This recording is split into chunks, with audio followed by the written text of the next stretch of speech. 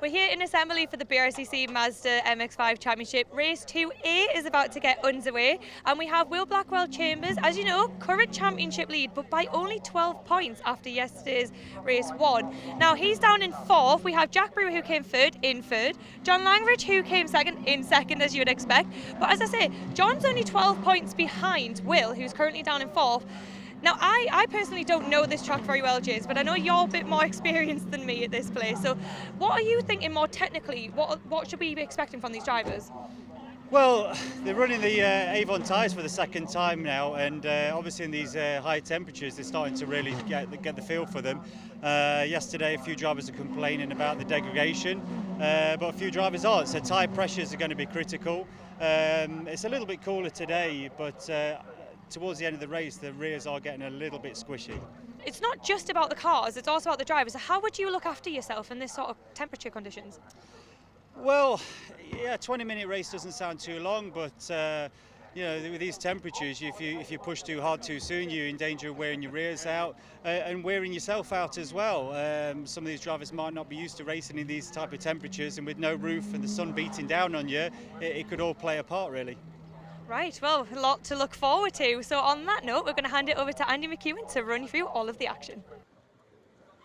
Thanks, Lyndsay. Well, they start this one the order in which they finished the previous race, so it's Wigan and Langridge on the front row together.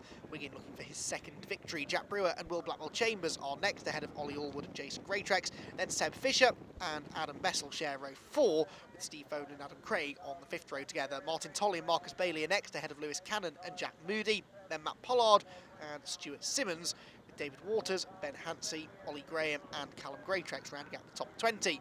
Bryn Griffiths is 21st, with Charles Mugglestone joining him on the 11th row. Michael Nibbs and Adrian Burge are next, ahead of Will Hayden. Then the winner of our first B race, Richard Wotton, ahead of Owen Mills, Ollie Jenkins, Tim Dorr and Graham Rumsey, all of whom were promoted for finishing top 5 in the first B race. Very warm conditions, hot action expected on the track as well, as Joe Wiggin goes for 2 from 2 here. Can he double up his victories as soon as he's got his first race win yesterday? Will Langridge be able to take more points out of Blackwell Chambers? All of those questions and more set to be answered as the lights go out. We're away and racing for 20 minutes of Mazda MX-5 Championship action in race 2A of the weekend, and it's Wiggin with a good start. Langridge is not away well, but look at Blackwell Chambers. Blackwell Chambers has been sucked right back into the pack. He's down in about 8th position or so. The blue and white striped car in the middle of the pack. A disastrous start for him, but Langridge did not fare much better from that, in fairness, so not too much damage potentially done. The trouble is that puts Blackwell Chambers right in the hornet's nest now, where things can go wrong. Brewer has gone into second, Jason Greatrex is third, and Langridge appears to be 4th position as they come through the hairpin for the first time, so both of the top 2 in the championship losing ground off the line. Bessel 5th, 6th is Allwood, and Seb Fisher up the inside of Blackwell Chambers now for 7th. Will Blackwell Chambers all the way down to 8th position after the opening exchanges. Steve Foden there will try and add further misery now to Blackwell Chambers if he gets the chance, but he's not quite close enough into the hairpin. Seb Fisher locking up in front of us. This is the risk for Blackwell Chambers. He's back in the pack now. He's had 1 non-finish already this year. He can't really afford another one. Will Hayden's on the grass, meanwhile the AB Motorsport car had been making some good progress. There's a big sideways moment, styles it out though, and rejoins not quite at the back of the field. I think that's Graham Rumsey who is just behind him. Yeah, yes it is, going up the inside in fact through Hamilton. And I don't think he's quite going to make the move stick into Oggies. Meanwhile, it's going up a little bit further up the road as the leaders turn through the right-hander at Williams. James going on the attack again, 1 or 2 side-by-side battles a bit further back as well. One car on the grass there, rejoins in bouncy fashion. That's Oliver Graham in the blue number 24 car. And that will cost him lots of momentum and several positions as they go down the Bentley Straight for the first time of asking. Leaders then at the complex, and Langridge going for 3rd up the inside of Greatrex. That was an important move. Langridge needs to make hay now whilst the sun shines, and off goes Adam Bessel. Adam Bessel throws away a top 5 position, and he will rejoin just behind Ollie Allwood. Crucially still ahead of Seb Fisher and Will Blackwell Chambers. How much longer though? Fisher's had better momentum out of the bomb hole. Can't get to the inside though, and so Bessel should hang on. But yeah, this is crucial now for John Langridge to try and make hay whilst Blackwell Chambers is struggling. This is his opportunity maybe to take some big points out of him. Through the final turn there is Blackwell Chambers, and what on earth happened there at the start? Did he just bog down? Was there contact into the first corner? whatever it was, it's cost him luck, because there go the leaders, and he will across the line in 8th position, but crucially quite a long way behind the leading 2 or 3 cars, which include his big rival John Langridge. Actually, if Wigan were to win this race again, and Chambers were to fall back in the top 10, Joe Wigan might start to play into the championship equation as well. On board with John Langridge, making another move now at the inside of Jack Brewer. Langridge prizes the door open. There's not quite any contact on the way in. There's a bit of wheel banging on the way out as Langridge just shows him the edge of the road, but not quite forceful enough in the end, because Brewer's back on the inside into Palmer, and will show equally little room for Langridge on the way into the corner. So Brewer hangs on for now, but there is a sense of inevitability about this, as Langridge thought he saw a gap to the inside. There wasn't room though. Brewer made sure of that.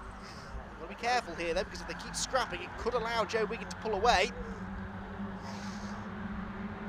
Brewer, who had his first podium of his career in the previous round at Anglesey, then doubled up with a 3rd place finish in race 1, but now he's running in 2nd place ahead of one of the pre-season championship favourites. This is heavy stuff indeed for Jack Brewer, who's really starting to make his mark on this championship. One of those drivers who, I think next year, if he sticks around for another season, may well be a championship contender. Turns through the right hand back along the back straight, and Langridge will be in the tow to try and attack into Brundle and Nelson. You can see visibly how much he closes in the slipstream. Brewer has to move over to the left hand side of the road to defend, but with that sort of momentum, it looks like Langridge might be able to drive right around the outside of him. Is he late enough on the brakes? Oh, not quite. Brewer fights back. Nice stuff from Jack Brewer. If he gets the car stopped for Nelson, I'll be impressed, and he does. Very impressive stuff indeed. Over the curbs in the background, Brandon Bessel, meanwhile, as he dices away with Will Blackwell Chambers. This is turning into a very lively race indeed, which is brilliant news for Joe Wigan, who is starting to pull away at the head of the field. He only really was able to pull out any sort of advantage in race 1 on the final lap or so. Here today, he's being allowed to make the break in the early stages because of Jack Brewer's brilliant and perfectly legitimate defence that he's putting up against John Langridge. John is waving at those around him, trying to get them all to work with him rather than race against him. He clearly feels that if he gets past Jack Brewer, he's quick enough to go after the race leader, but getting past Jack Brewer is proving to be a real challenge. There's no gap on the outside, there's no gap on the inside. Brewer's almost in the pit exit as he tries to keep Langridge at bay. What about the over-under? Can Langridge get the wide line in and the tight line out of Ridges? Brewer clobbers the curb, gets a bit sideways, but there's no gap, and now Ollie Allwood's arrived on the case, and he's going to start applying the pressure to John Langridge. Ollie was, I think, the person that John was gesticulating at, trying to ask him not to attack him, so as to give him free rein to attack Jack Brewer, but I don't think that's going to happen. I think Ollie Allwood's going to have a go at this. Allwood, I think I'm right in saying, has not had a podium yet this season. No, he hasn't, so Allwood, staring down the barrel now potentially of his first podium of 2019, is not going to roll over and let it slip away without a fight. Might be tempted to work with Langridge for now though, because he's not under too much pressure from Greatrex and Bessel and Blackwell Chambers and Foden and Fisher and Craig and that whole gaggle of cars behind. But if they really do start attacking Allwood, he may be forced into making a move on Langridge. That's not what John needs. But Matt Martin Tolley there dicing away with Marcus Bailey. Gaining a place there at the expense of somebody. Well, actually, that was that he went to the inside of, but Martin Tolley making friends as ever in the midfield.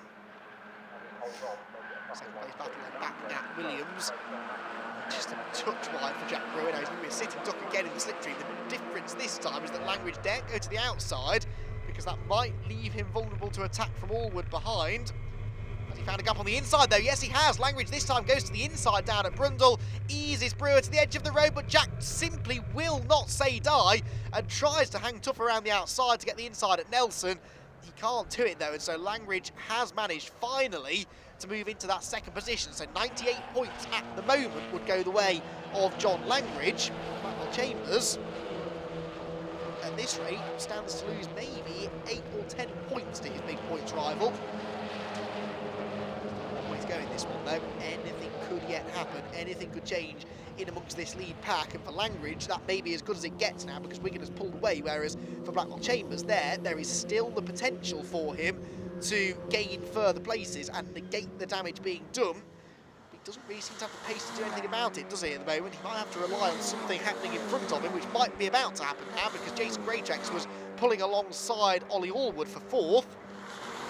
bring Adam Bessel and Will Blackwell Chambers into play as well. Greatrex can't go around the outside, but Bessel might get up the inside of him, and he does. And Blackwell Chambers needs to try and join in here as well and get up the inside line towards Wilson, which I think he might have done. Oh, there's lots of locking up. Careful not to make contact, boys. Langridge defending from Brewer, but what's going on behind? Bessel up the inside of Greatrex, goes through. Can Blackwell Chambers follow him through? He might be able to, because Jason's all over the grass coming out of the Wilson hairpin. Down towards Palmer's. Brewer sizing up John Langridge, looks actually every bit quick enough to stay with John at the moment, and of course they're pulling away from the cars behind as they start to trip over each other. What order did those cars behind get themselves into? Well, Allwood is 4th, Bessel 5th, Greatrex 6th, and Blackwell Chambers is still only 7th, so didn't actually gain anything out of that.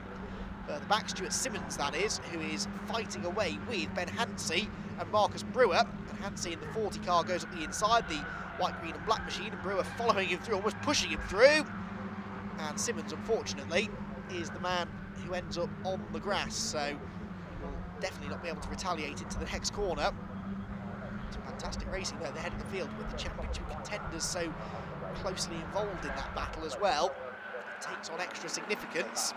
So Fisher even and Adam Craig continuing their battle for race 1 as well.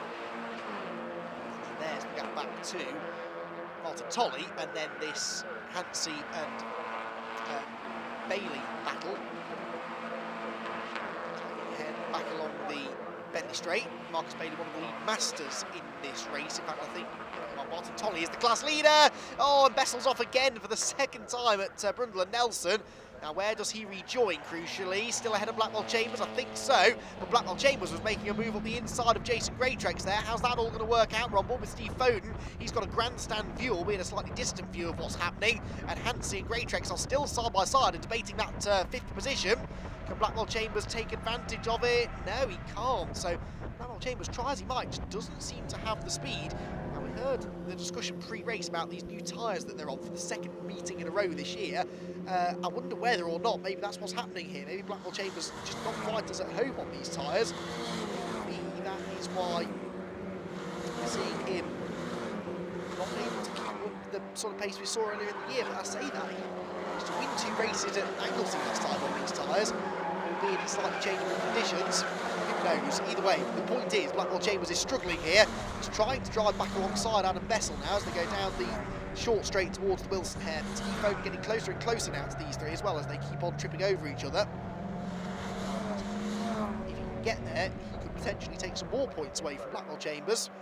Further back, meanwhile, Marcus Bailey up the inside of Stuart Simmons, and also joining in is number 55, which is Matt Pollard. In his group of predominantly white and red cars, it would seem. All chasing Ben Hansey. Blackwell Chambers up the inside of Adam Bessel there as they came into shot, and I think he might have just made that stick. Instead, we're going to focus on the battle and going on further back, but I think Blackwell Chambers might just have been able to gain a position there. Every place will matter now as we move into the business end of the season. 544 there going up the inside. That's Jack Moody attacking 666 David Waters, and 24 Oliver Graham trying to take advantage of all of that as well, and does too. So Waters losing out there, unfortunately, in Agostini. Hamilton onto the brakes again. Oh, bit of a lock-up, bit of contact nearly as they turn in. That's Callum Greatrex, the number 32 car. And he's going to lose out here. I think he nearly headbutted the car in front of him. But in fact, it's David Waters who fights back on the inside of Oliver Graham. This is the sort of racing you see up and down the order in this championship. Fantastic to watch, and it's rare we get a chance to check in with these cars, but it's well worth doing because this racing is equally as entertaining in a way as what's going on right at the head of the field. Snetterton Bridge, the circuit access bridge they go, and how's this one will work out? Waters on the outside, will go right round the outside of the left-hander, gives the inside for the right-hander, but it's tricky to get the car stopped. Hops over the curb, gets sideways, and that surely is Oliver Graham's invitation back on the inside. Yes, it is. And Adrian Burge, the 7 car, is not a million miles behind them either. Saw making that nice move in the previous race at this corner, Coram. This is all changed around as well. Ben Hansey's now behind Matt Pollard and also behind Marcus Bailey. So Hansey's lost a couple of positions in the second half of this lap. Sideways there for Moody, and there's Will Hayden. He's usually front runners for B races we've seen this year. And he just avoided being relegated into the B race yesterday by 1 position. Finished 25th. top 25 managed to go through. Gone by the skin of his teeth, and at the moment in this race is doing enough as well to potentially break into the top 20 overall. So there, the White 65 car doing well. 82 is Michael Nibbs, who've also seen his improvement in some of the B races this year. Bryn Griffiths behind us once in the races, won an AB race in 2018. And reserves that was back at Pembrey. So these are a lot of them race winners and podium finishers, albeit in the B class. Now, what's been going on with Will Blackwell Chambers? He's still behind Jason Greytrek, so he mustn't have made that move stick. And that means the Blackwell Chambers then is still 1, 2, 3, 4, 5, 6th position by my reckoning. So they have gained position at the expense of Adam Bessel, excuse me. So he is 6th. Steve Foden looking to try and do something about that if he can. Into the braking zone, and Oggies closing in, but not yet able to challenge is Steve Foden. He's sort of keeping a watching brief, following Blackwell Chambers in the early stages at a distance. Now he's a bit closer though. Can he actually build up an assault here to take that 6th place away? Chambers in turn will have a slipstream from Jason Greytrek, so he should all equalise out a little bit, I think, down the Bentley Straight. Pulling away though from Adam Bessel and his gang of followers, Seb Fisher and Adam Craig, who in this race has lost his sparring partner Martin Tolley. He's overtaken Martin in the early stages and pulled away from him, so Adam Craig finding new playmates out there. James seems maybe to be coming on a little stronger now in the second half of this race. Certainly looks a bit racier. John Langridge, meanwhile, under pressure still, constant pressure from Jack Moody, and they're not able to live with Joe Wiggins' pace out in front. So Wiggins looking good here, maybe for the double victory. The question will be who finishes second. From the championship point of view, John Langridge really could do with this second place, but Jack Moody does not care one bit about the championship. Gives the headbutt to John Langridge across the start-finish line. And to try and overtake into the first corner, can't do it. On the way in for Moody. You can see there quite distinctly the two separate apexes at first corner. Bridges. Oh, and Moody dives up the inside. That was a really late lunge on the brakes at the Wilson hairpin. He gets the car stopped as well. It doesn't matter if you run a bit wide because the next 3 corners are all left-handers. So I think that Moody has been able to make that one stick, or he should be able to make it stick in the next corner. And he is into second position now. That was the move of a veteran, though, on a veteran, really. John Langridge hasn't been around in this championship for as long as some others, but he knows a thing or two about Mazda MX-5 racing. Somehow, though, he's got himself back up the inside, going into Agostini, and Langridge, I think, will go back ahead into second. Willie. Ollie Allwood's closing as well and has a big lock-up and almost drives straight into the back of Jack Moody's car. That nearly got very messy indeed, but Moody hangs on to third, but I don't think he quite realises just how close he was to actually being out of the race completely there. Had a real effect on this race, but thankfully Allwood avoided making contact. Brewer now has to do it all again, and the trouble is that Langridge will be wise to that move now, so there's not much chance, I don't think, of Brewer being able to replicate it next time through. We'll have to try and find another way through. John will also know to defend down this back straight. Now, as we've seen, you can go around the outside at Brundle to get the inside into Nelson. Left-right complex at the end of this straight, so is Moody going to be able to try and execute a move like that? He looks to the outside. Langridge driving down the middle of the road until he knows which side he has to commit to. In the end, Moody goes to the outside, and he is going to try this round the outside move, and I think it might just work. John Langridge can't really afford any contact here, and Jack Moody using that beautifully to his advantage. He knew that Langridge couldn't really take the risk of hanging tough around the outside through Nelson for fear of getting elbowed off the road and possibly doing damage to the car, or at the very least allowing Allwood through. So Brewer into second. That is the advantage of being not a championship contender fighting against someone who is a championship contender. They have more to lose than you, and so Brewer able to use that to full effect and move into second position again. Now Langridge has overtaken him once. Can he do it again? Let's find out. He's got the added pressure now of Ollie Allwood right behind him as we go on to another lap here of the Snetterton 300 circuit, what should be, I think, the penultimate lap of the race. And Langridge looking to the inside. Where does Allwood fit into all of this, though? Allwood in the white and blue car taking a very wide line into Rich's corner. Does that maybe mean that he can cut back to a late apex? Yes, it does. And there you can see visibly the extra speed he carries out of the corner as a result. Langridge moves over to the middle of the road to defend. This is the trouble when you're in the middle. You can't just attack. You have to have an eye on the mirror as well. Sometimes you can feel very boxed in if you're the John Langridge of this situation. Hasn't time to leave inside Palmer, just has to be careful, has to think about the championship here. Third place is worth 96 championship points. Joe Wiggin has set the fastest lap, which is unlikely to be beaten now, so 96 points for Langridge. At the moment, Blackwell Chambers is in 5th, so he would gain another 4 points on his big championship rival and the points leader. That's not to be sniffed at, and it's better, I would say, to settle for 3rd than to make a do-or-die move for 2nd that ends up with you in the wall.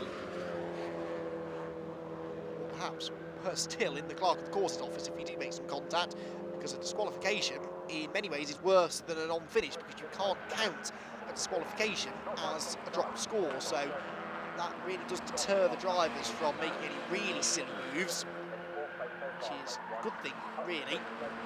Driving standards in check. They're struggling here to keep Jack Moody in check. Jack seems to be pulling away slightly. Look at them all further back, they're doing it as well, weaving left to right to try and break the toe. And make it harder for the chasing car to stay in the wheel tracks, to stay in the slipstream. Sort of work there. Langridge has closed through the next sequence of corners though, so he's not going away anytime soon, is he? He's going to keep this pressure onto the flag. Blackwell Chambers still 5th, by the way, but defending busily from Jason Greytrex. So we're going to see that battle continue, I think, to the flag too. We're not likely to see a fight for the race lead because Joe Wiggin is further extending his margin now. And the man who arrived here 6th in the championship, well, his victory in the previous race moved him into 5th ahead of Ollie Allwood, and actually moved him ahead of Ben Short as well, who is not here. So Joe Wiggin, as we go on to the final lap of race number 2 of the weekend, is already 4th in the points, having arrived here 6th.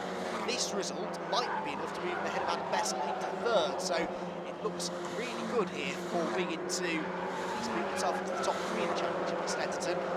Will he be able, realistically though, to pull back enough points to challenge for the championship? Unlikely, you have to say, but with still just under half the season to go, you can't count any chickens just yet. The way in which he's driving this weekend, he's going to be tough to beat, so maybe a hat-trick of race victories might yet be possible. No one has yet done that this year. They've done it in the past, not yet in 2019, as one driver won all 3 races in a weekend. 8 races anyway, that is, and Wiggin, whilst he's far from achieved it himself just yet, he is at least on course for 2 out of 2. With one more race to go, he's looking tough to beat. John Langridge, though, is not particularly concerned about what Joe Wiggin's doing right now. He's more concerned about what Ollie Allwood is doing behind him, because Allwood in the AB Motorsport number 63 car is really starting to turn up the heat now. Langridge can't really afford to lose this 3rd position. Likewise, doesn't want to get nerfed off the road trying to defend it, so box clever again here, Langridge. Brewer is escaping up the road, so there's no real point in chasing after him. As they go back onto the back straight again, Langridge will still be comfortable in the knowledge that he's taking some points out of his big rival. Not as many as he might have hoped though, although look in the background, the red car in 5th position is Jason Greytrex. He's back ahead of Blackwell Chambers now, so Chambers back down into 6th position. Allwood trying to take 3rd place away from Langridge, but can't do it into the complex. So Blackwell Chambers then, at this rate, will lose 4 points. He'd lose 6 points now to John Langridge. So the gap will have been halved, essentially. More than halved. No, it will have been halved, more or less, this in the first 2 races alone this weekend. Langridge doing a really good job. Joe Wiggin, though, doing an even better job because he is about to become a double race winner in the Mazda MX-5 Championship as he really starts to find his form in the middle part of the year. Joe Wiggin wins at Snetterton for the 2nd time. Jack Brewer is back on the podium, but really got caught by Langridge in the final few corners. Langridge 3rd, Allwood 4th. Greytrex will just hang on to 5th. And crucially, that means that Will Blackwell Chambers is only 6th. Now, that will become one of his dropped scores, so not quite as much damage done as you might have thought. Confirmation then of the result, with the victory going the way of Joe Wiggin, Jack Brewer 2nd, Langridge 3rd, then Allwood, Greytrex and Blackwell Chambers. Steve Foden was 7th, Seb Fisher with 8th, Adam Bessel 9th and Adam Craig 10th. Marcus Bailey, Martin Tolley, Matt Pollard, Ben Hansey and Lewis Cannon just outside the top 5. There were no non-finishers in that race, so it's the bottom 5 finishers that get relegated, and they are Bryn Griffiths, Tim Dorr, Ollie Jenkins, Owen Mills and Graham Rumsey, who will head into the B group for race 3.